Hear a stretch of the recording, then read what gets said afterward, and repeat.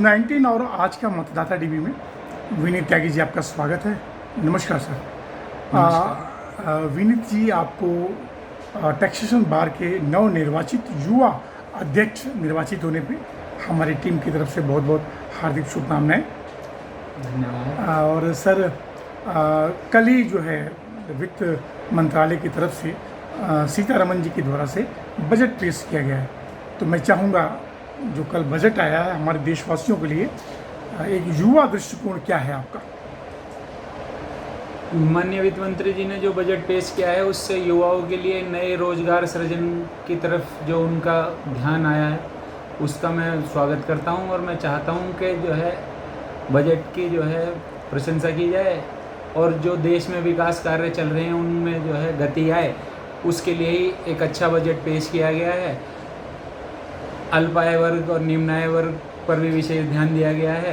युवाओं के लिए नए रोजगार सृजन करने का जो संकल्प लिया है, 500 फैक्ट्रियों में जो नया इंटर्नशिप के लिए जो प्रोग्राम आया है वह बहुत ही अच्छा है, उसका मैं स्वागत करता हूं। और देश में जो है कौशल का विकास होगा, जो हमारे प्रधानमंत्री जी के विजन है, सोच है कि हमारा देश पूर्ण रूप से जो है विकसित बने, तो उसमें जो है प्रत्येक व्यक्ति यदि कुशल होगा तो अच्छा कार्य करेगा, ऐसा मेरा मानना है। सर, बस एक सवाल और बजट को लेके फिर हम बाकी विषय पर चर्चा करेंगे। विनीत त्यागी जी, जो स्लैब है टैक्स का, जैसे 3 लाख 7 लाख 7 लाख से ऊपर, इसको कैसा मानते हैं, क्या देख रहे हैं? ये कोई लुभावना है, सच्चाई है, क्या है, क्या दिख रहा है? देखिए, स्लैब को लेकर मेरा मानना ये है कि हम मतलब कोई भी सरकार हो, कोई भी मंत्रालय हो, वो क्योंकि विकास कार्यों का अत्यंत दबाव होता है तो उसमें जो है ज़्यादा फेरबदल मुमकिन नहीं है। हमारे देश में अभी थोड़ा सा जो है लोगों के मन में टैक्स के प्रति जो है मतलब ज्ञान की कमी है। वो ये नहीं जान पाते इसी टैक्स के पैसे से डरते हैं कि हमारे इसी टैक्स के पैसे से ही विकास होता है। ये जो सड़कें बन रही हैं, ये जो चारों तरफ विकास कार्य हो रहे हैं, नई नई योजनाएं लाई जा रही हैं, नई रेल चल रही है, जो कोई भी विकास कार्य हो उसके लिए पैसे की आवश्यकता होती है और पैसा जो है टैक्स से आता है। टैक्स जो है एक परागकण की तरह, जैसे मधुमक्खी जो है फूल से पराग चुनती है, उसी प्रकार से जो है लगाया जाता है। इसीलिए इसमें ज़्यादा फेरबदल संभव नहीं हो पाता। थोड़ा सा जो है मध्यम वर्गीय परिवार जो होता है वो थोड़ा पिसता है इसमें, क्योंकि वो ऊपर नीचे के बैलेंस में जो है थोड़ा पिस जाता है। जी जी जी। बाकी तो जो देखिए बड़ी बड़ी योजनाओं को पूरा करने के लिए पैसे की आवश्यकता होती है, जो सरकार ने किया। एक सवाल, हर व्यक्ति को टैक्स देना चाहिए ना, इनकम टैक्स से दायरे में आना चाहिए। अभी कितने प्रतिशत होंगे सर अमूमन पूरे देश में? मेरे ख्याल से 2% से ऊपर हो गए, नहीं हुए? अभी हमारे देश में जो है भाजपा सरकार 2014 से पूर्व 2% केवल जो है इनकम टैक्स पेयर थे।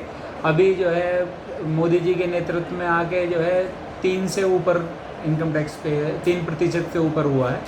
तो काफ़ी मतलब वो बदलाव चल रहा है। अगर ये प्रक्रिया जो है ऊपर 10% में अगर हमारे देश में टैक्स पेयर हो जाएंगे तो फिर स्लैब नीचे आ जाएगा। राइट, तो हर किसी को टैक्स देना चाहिए ना, इसके समर्थन? हर कोई टैक्स देगा तो रेट ऑफ टैक्स कम हो जाएगा और सरकार के पास ज़्यादा टैक्स, ज़्यादा आमदनी होगी, ज़्यादा विकास कार्य होंगे। राइट। विनीत जी, अब सवाल, जो आपकी संघर्ष यात्रा है, काफ़ी युवा हैं आप, गाज़ियाबाद के काफ़ी सीनियर एडवोकेट जो हैं गाज़ियाबाद टैक्सेशन बार के प्रेसिडेंट के रूप में चुने गए थे, तो थोड़ा सा बताइए, एडवोकेट बनना क्यों पसंद किया आपने? बड़ा टेक्निकल प्रोफेशन है ये।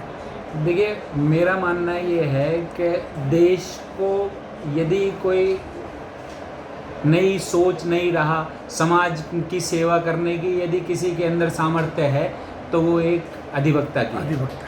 वकील हमारे समाज की शुरू से धुरी रहा है, राजनीति में बड़े पदों पे रहा। राजनीति में जो है महात्मा गांधी वकील रहे, श्री जवाहरलाल नेहरू हमारे देश के प्रथम प्रधानमंत्री वो वकील रहे, सरदार वल्लभ भाई पटेल वो वकील रहे। आज भी जो है लोकसभा में लगभग 50% सांसद जो है वकील हैं, अधिवक्ता हैं। तो अधिवक्ता जो है समाज सेवा भी करता है, समाज के लिए नई राह भी दिखाता है। जब सबके दरवाजे बंद हो जाते हैं तो अधिवक्ता का दरवाज़ा खुलता है। तो मतलब इतनी बुनियादी सोच आपकी है कि अधिवक्ता जो है, जहाँ तक मैं देख पा रहा हूँ कि अधिवक्ता बारीकी से सभी चीज़ों को समझ सकता है। जी और जब एक आम इंसान सब तरफ से हार जाता है तो वो भगवान के रूप में अधिवक्ता को, न्यायालय को शरण में जाता है। इससे आप सहमत हैं? जी। राइट। एक सवाल और, जो गाजियाबाद टैक्सेशन बार है, इसके क्या उद्देश्य हैं? विनीत त्यागी जी उसमें क्या मूल चूक परिवर्तन लाएंगे, कितना बेहतर करेंगे?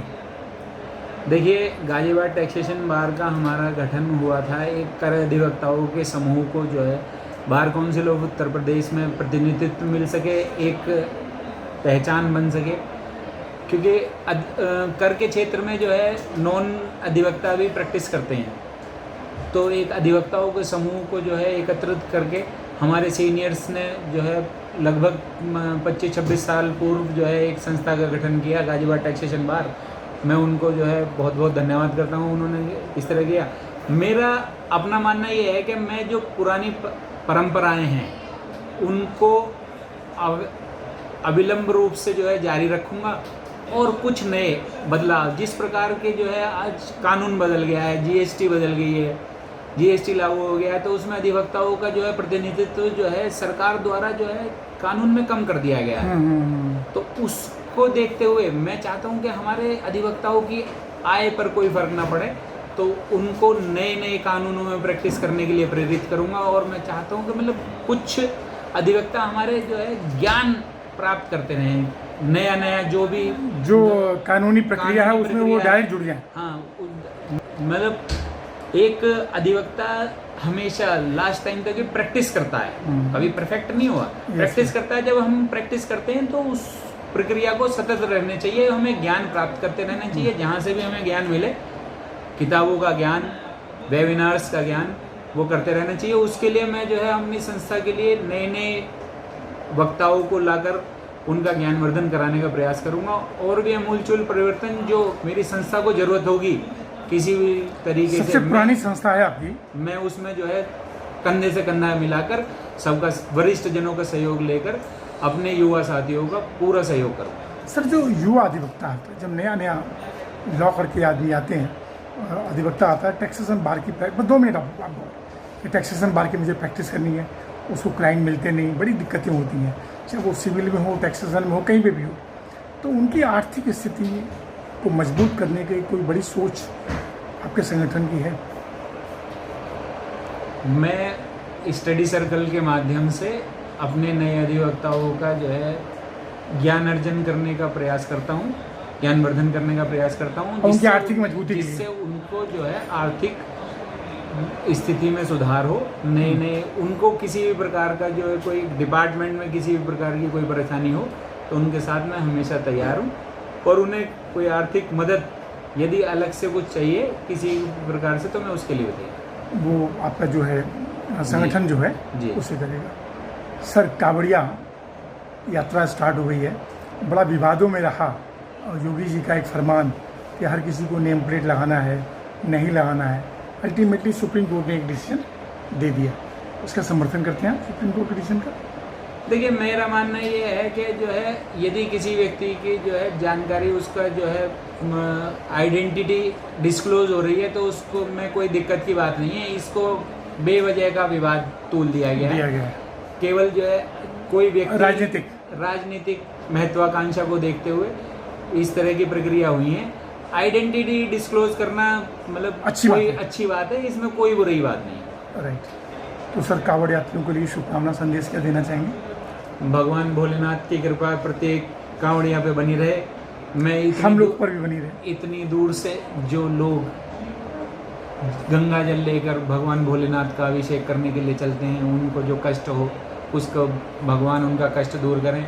हमारे देश की प्रत्येक आपदा विपदा को हरण करें भोलेनाथ। जिस प्रकार से उन्होंने हलाल विष पीकर पूरे ब्रह्मांड का रक्षण किया था, उसी प्रकार हमारे देश का भी जो है सहयोग करें, उनके ऊपर कृपा बनाए रखें। प्रत्येक देशवासी के ऊपर अपना आशीर्वाद, अपनी कृपा बनाए रखें। भोलेनाथ से ऐसी शुभकामना के साथ मैं प्रत्येक कांवड़ियों को शुभकामनाएं देता हूं। विनीत त्यागी जी, आपका बहुत बहुत धन्यवाद। फिर किसी विषय पर हम आपसे बात करेंगे। नमस्कार सर। धन्यवाद।